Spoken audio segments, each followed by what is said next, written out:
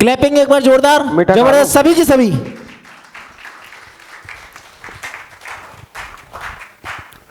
तो हमारा purpose clear होना चाहिए, और जब हमारा पर्पस क्लियर होगा तब हमारे साथ में लोग जुड़ेंगे। कोई उनकी जिंदगी में किंतु परंतु बट बिकॉज नहीं होगा, ओनली यस होगा। हमारा पर्पस जब क्लियर होगा, और पर्पस के लिए मैं आपको बता, ना पैसा, ना प्लान और ना लालच काम नहीं करता है। काम करता है विजन। क्या काम करता है? विजन काम करता है।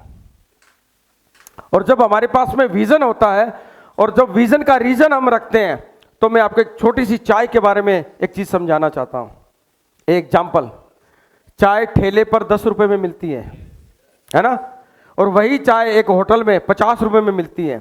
वही चाय एक 5 स्टार रिजॉर्ट में 100 रुपए में मिलती है। वही चाय एयरपोर्ट पर 150 रुपए में मिलती है, और वही चाय फ्लाइट में 150 रुपए में मिलती है साहब। चाय वही है, लिप्टन की ताजा, सॉरी 250 रुपए में वो हमें मिलती है। एकदम क्लियर हमारे सामने इस चीज का कि चाय वही ठेले पर 10 रुपए में, होटल में 50 रुपए में, और 5 स्टार रिजॉर्ट में 100 रुपए में, एयरपोर्ट पर 150 रुपए में, और फ्लाइट में 250 रुपए में मिलती है। चाय तो वही है साहब, चाय तो वही है, लेकिन उसकी क्या बदली है? वैल्यू, जगह बदली है। और जब कोई चीज जगह बदलती है और उसकी वैल्यू बढ़ती है, तो वो क्या बन जाता है? मैं आपको बात बताता हूं, क्या बन जाता है? क्या बन जाता है? क्या बन जाता है? आपको क्या बनना है दोस्त? आपको क्या बनना है दोस्त? आपको ब्रांड बनना है, ब्रांड बनना है दोस्त, ब्रांड बनना है। और मैं ब्रांड के लिए एक बात कहना चाहता हूं, ब्रांड अपने आप को बनाओ, क्योंकि ब्रांड बेचता नहीं है, ब्रांड अपने आप बिकता है।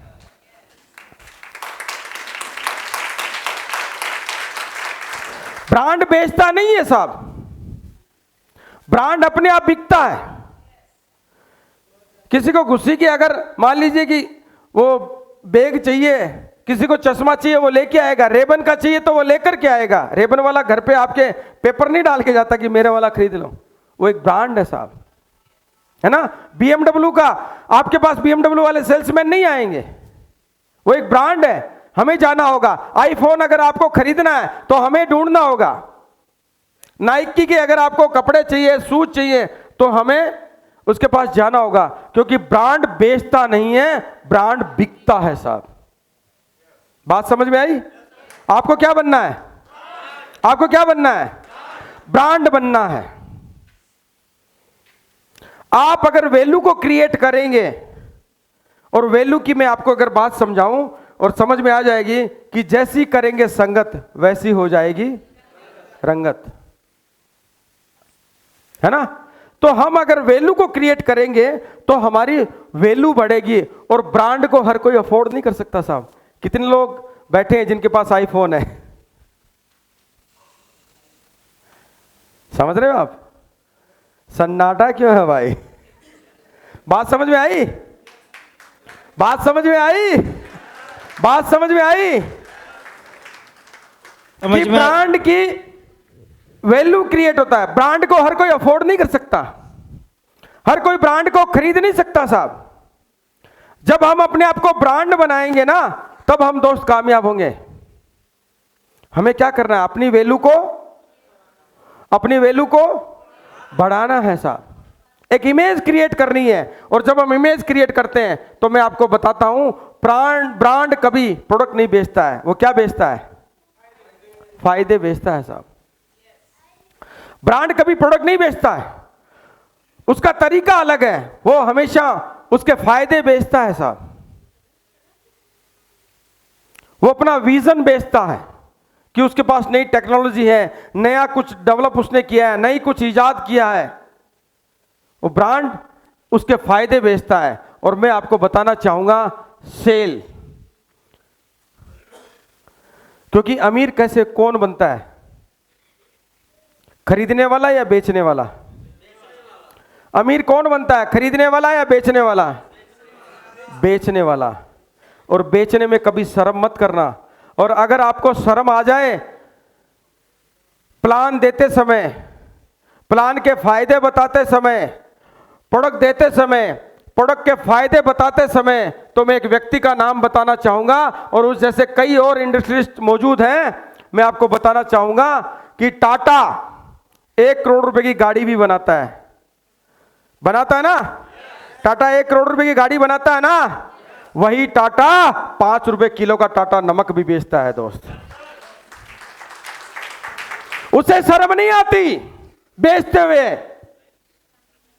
वो 1 करोड़ रुपए की गाड़ी बेचने वाला बिजनेसमैन, और वो 5 रुपए किलो का नमक बेचते हुए शर्म नहीं आती उसे, क्योंकि वो बेचना जानता है, वो बेच रहा है। और इतिहास गवाह है कि बेचने से आप अमीर बनोगे, चाहे आप सुई बेच लीजिए और चाहे आप हवाई जहाज बेच लीजिए। आपको बेचना आना चाहिए।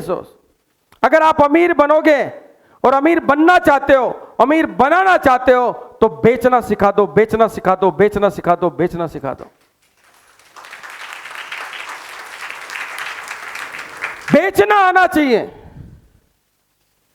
और बेचने के लिए क्या है साहब, 4 टायरों की तो गाड़ी महिंद्रा भी बेचती है ना। और मैं आपको एक कंपनी का नाम लूंगा, और किसी समय में वो राजा महाराजाओं की गाड़ी हुआ करती थी, उसका नाम क्या था, एम्बेसडर। और किसी के दरवाजे पे खड़ी होती थी जायसवाल जी, तो शानो शौकत कहलाती थी, वो अमीर राजघराना कहलाता था। आज वो आउटडेटेड हो गई साहब। क्यों? क्योंकि उसने अपनी वैल्यू को क्रिएट नहीं किया, उसने अपग्रेड नहीं किया, अपने आप को अपडेट नहीं किया उसने, तो वो आज आउटडेटेड हो गई। और मैं बताना चाहूंगा, बहुत सारे इस हॉल में लोग मौजूद हैं और जिनका पहला प्यार था, कौन सा प्यार? अरे थोड़ा जोर से बोला यार, सभी को हुआ वो तो। कौन सा प्यार था? कौन सा प्यार था? पहला प्यार था। और मैं बात कर रहा हूं नोकिया मोबाइल की दोस्त, जिन्होंने मोबाइल चलाना सीखा था, जिन्होंने बात करना सीखा था। नोकिया मोबाइल आउटडेटेड हो गया वो, और सबसे ज्यादा उसका बिजनेस था, सबसे ज्यादा लोगों के हाथों में था, उसका डायलॉग था, उसकी एक स्लोगन चलता है, कनेक्ट विद द पीपुल। क्या हुआ? आउटडेटेड हो गया वो।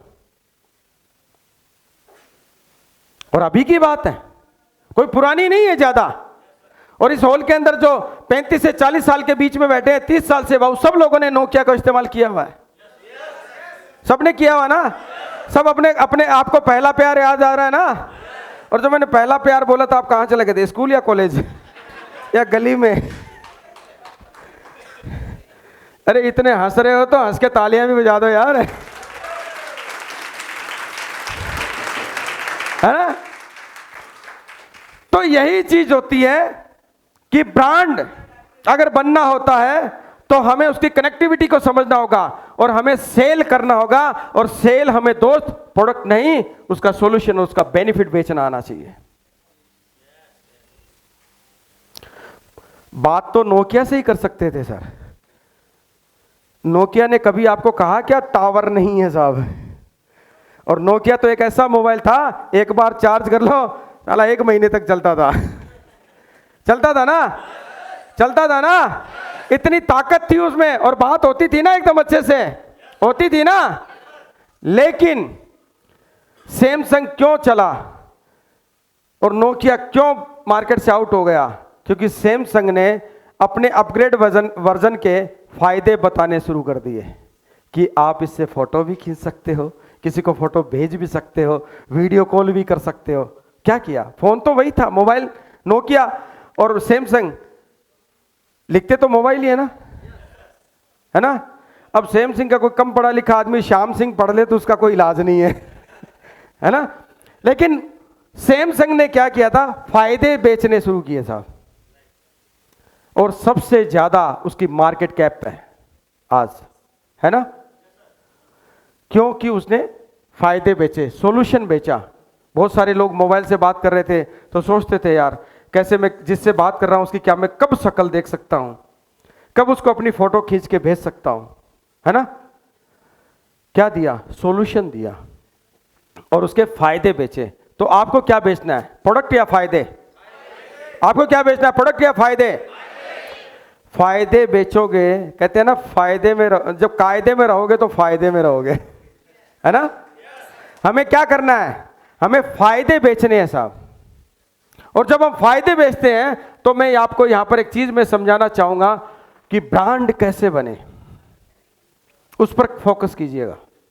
जब फायदे बेचेंगे उससे पहले हमें ब्रांड कैसे बने उस पर लाइन लिखिएगा। क्या शानदार लाइन है यार, ये डायरेक्ट सेलिंग की सबसे प्यारी लाइन है। Use the product tell the story. कि आपने कोई प्रोडक्ट खरीदा है, जिस प्रोडक्ट के साथ में आप काम कर रहे हो, जिस प्रोडक्ट को आप इस्तेमाल कर रहे हो, उसके फायदे क्या है। मर्सिडीज के मजे तो वही बता सकता है जो मर्सिडीज को चलाता है दोस्त। अगर हम और आप ब्रांड बनना चाहते हैं तो हमें क्या करना होगा, प्रोडक्ट को यूज करना होगा। कितने लोग प्रोडक्ट को यूज कर रहे हैं भाई, पक्का? इन सब की फोटो ले लो, मुझे उनके किचन की फोटो चाहिए। एक बार शानदार तरीके से सबके लिए तालियां हो जाए, जबरदस्त, दोनों हाथों से।